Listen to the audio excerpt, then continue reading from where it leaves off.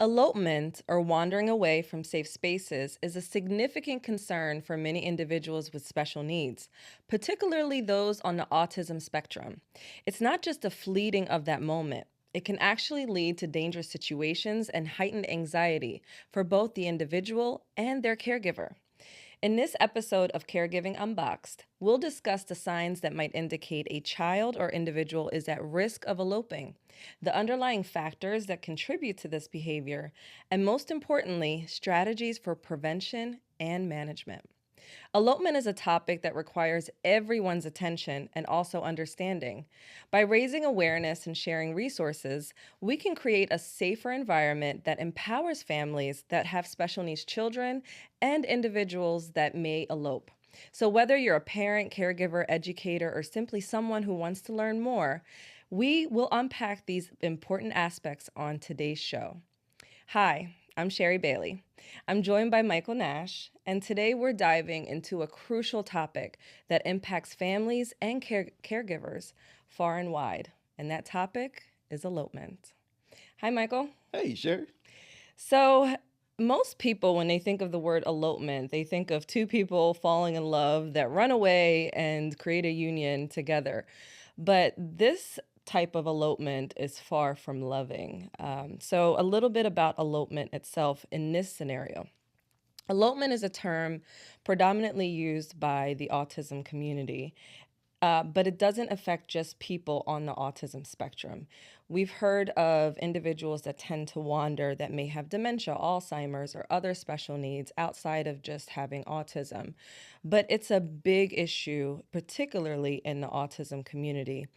With an estimated 75 million people in the nation that are diagnosed with autism, believe it or not, the stats say 49% of individuals with autism tend to elope.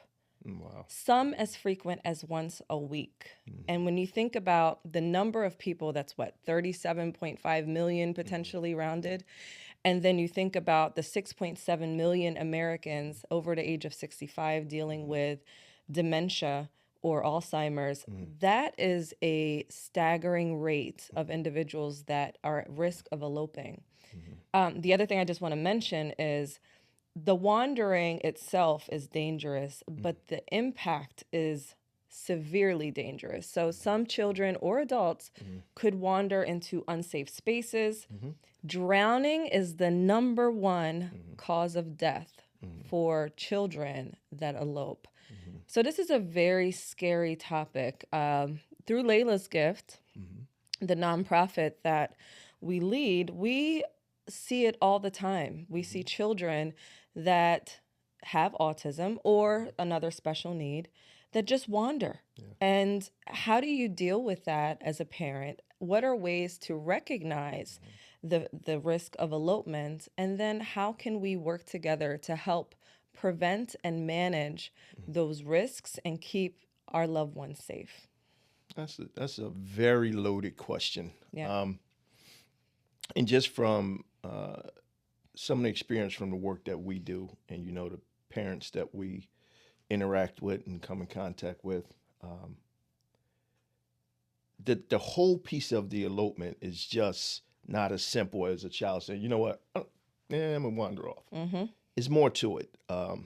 Oftentimes it's caused when they're overstimulated or they're overwhelmed. It could be the noise in the room. It could be too many people, and they're looking for that safe space.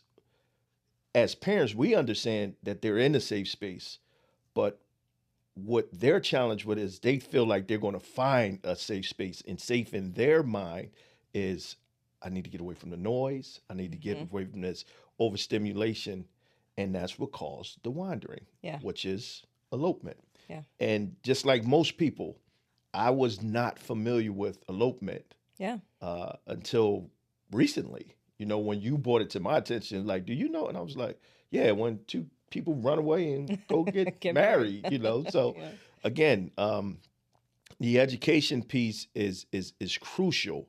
And I think as a parent of a special needs child, just listening to those numbers is those numbers are they just Yeah, they're very they blew my scary. mind. They're They blew very my scary. mind. I think the challenge is, one, how can you deter it? Because you're not going to stop it. The best you can do is be prepared for it. What is your crisis management plan if this is to happen? And I think that's all you can do, because with statistics that high, it's going to happen at one time or another. Possibly. At Possibly. high probability High that it will. probability. Yes. And you just, you want to be prepared for it. And that's so a great what can we do? point.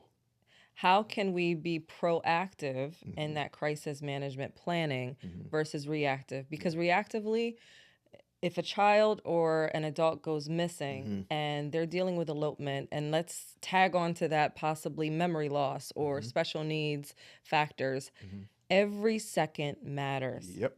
Every single second matters. So having a crisis management plan organized ahead of time is really important, because then you could pull it out and say, yep, I need to do this, this, this, and this. Because we all know when we are under elevated stress levels, our memory, I don't know what happens to it, but it completely goes away. And we're like, wait, what do I do? You're panicking, you're frantic. So having that and keeping that close to you, be it in your mobile phone or somewhere accessible where you can easily retrieve that, is very key. Yeah, I agree with that. And like you said, when you fall into crisis management mode, what actually happens is your brain shuts down every aspect of what's going on around you, because your crisis management is like your laser focus. Yeah. So something as simple as, what were they wearing this morning? Like, I don't remember. I don't remember. Yeah. And you're the one that dressed them. Yeah. What's their nickname? What do they answer to? And because you're in crisis management, all you can think is, I got to get them back. What could be happening? I have to do this. I have to do that.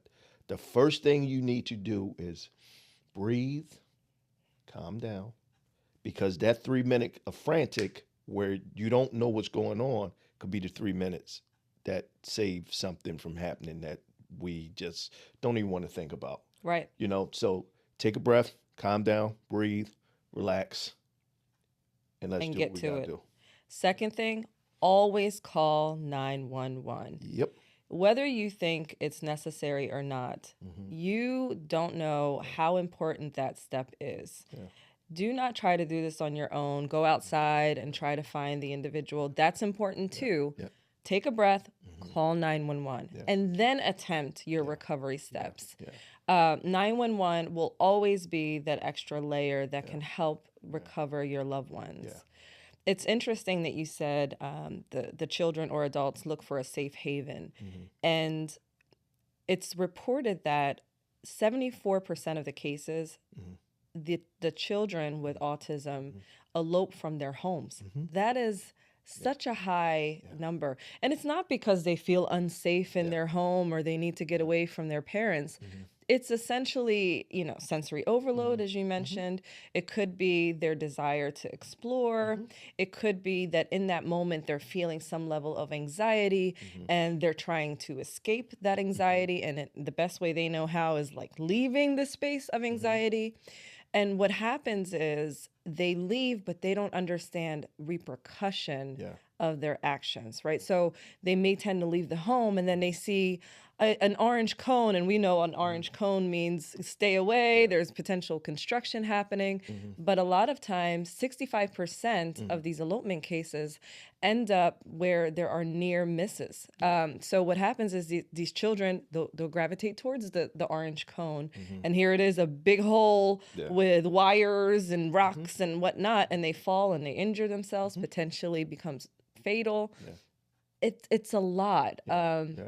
And then, unfortunately, it's not only impacting the child or the person that's eloping, but it's a huge impact on the caregiver and their peace of mind and stress, but also on the community. There was one story recently shared with me where a child had eloped in a construction site.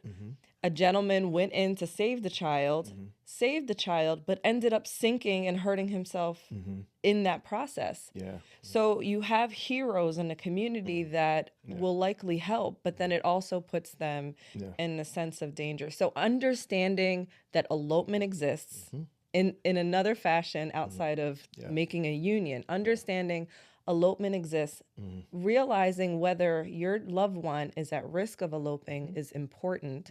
And then to your point, whether they are or not, if they have a special need or if they have a condition like dementia or Alzheimer's, create a crisis management plan regardless. You may never need to use it, but in the case you do, you can easily dust it off and recover your loved one. Yeah, that last one is extremely important. Crisis management plan. It's kind of, I put it like this. I think I'm a really good driver, right? Now, the law says I have to have insurance, which I'm a law-abiding citizen. But I always say I would rather pay whatever I pay the monthly plan costs and have it than be caught without it. Exactly.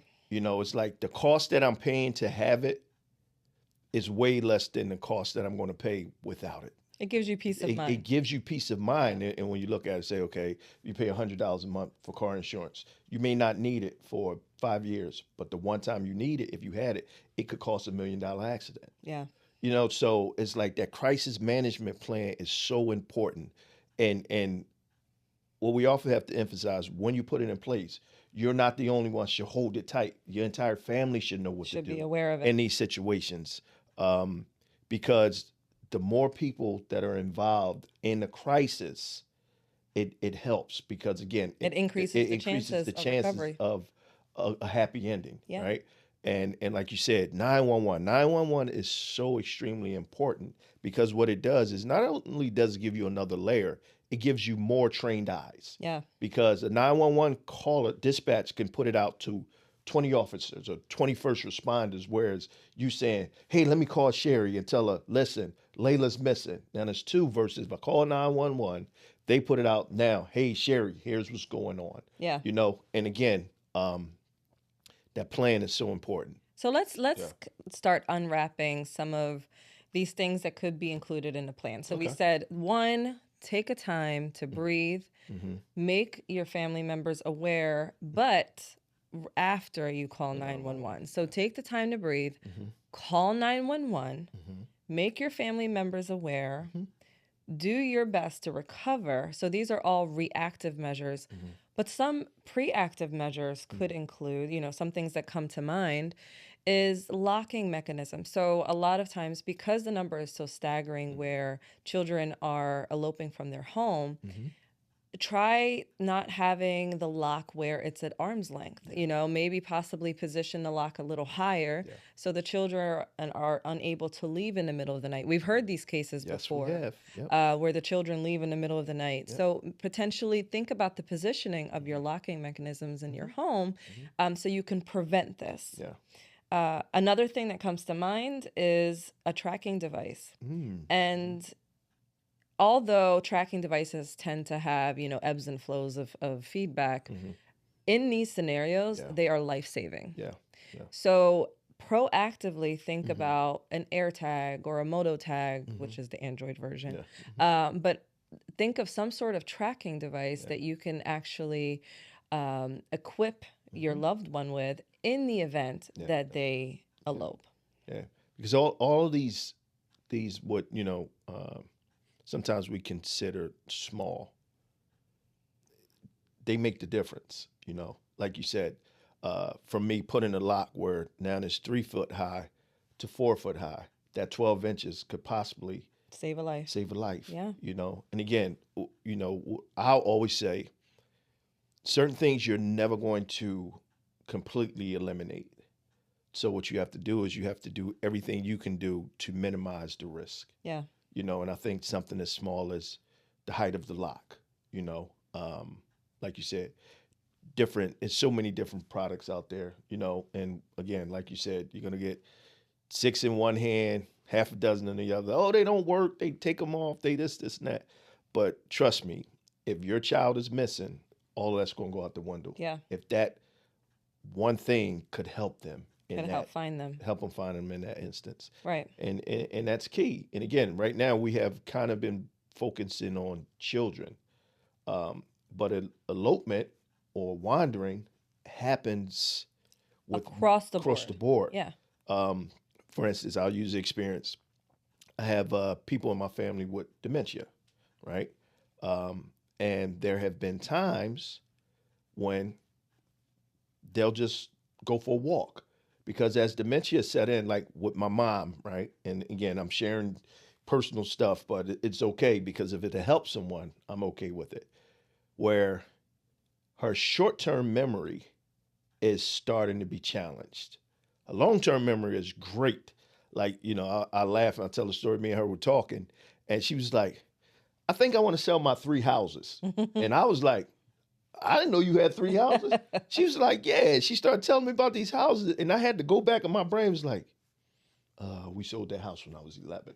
But again, these are the things that affect them, where she forgets that she can't move around the way she used to, and she'll just randomly get up. I'm like, why am I over here? So again, I say that with the dementia, she may get up and just walk and decide she wants to go visit where she used to jump rope at a kid as a kid and go to that space, right? And so again, it doesn't just affect children that have autism. People with dementia and Alzheimer's, they're looking for that space that made them smile. Whether it's a song and they remember, I used to go to this restaurant that played my favorite Smokey Robinson song.